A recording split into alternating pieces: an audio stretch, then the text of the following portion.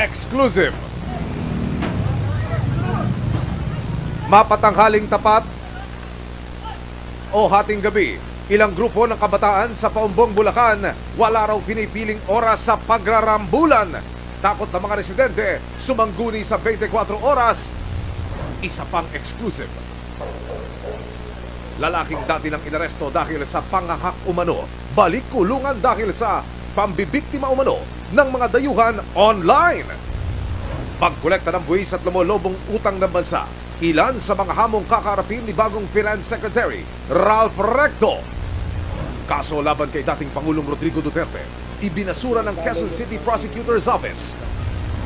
Ilang senador tinutulan ang pagsusulong ng joint voting ng Senado at Kamara sa pag-amyenda ng saligang batas. DSWD, iniimbestigahan naman ang paggamit sa kanilang mga programa para makapangalap ng pirma. Catch Up Friday sa mga paaralan para tulungang makahabol ang mga estudyante sa pagbabasa, umarangkada na.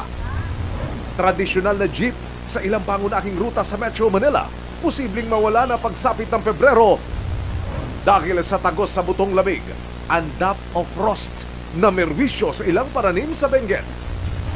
At Carmina Villaruel nagpaliwanag sa kanyang mga pinag-usapang pahayag patungkol sa umunoy pakikialam sa love life ng kanyang mga anak.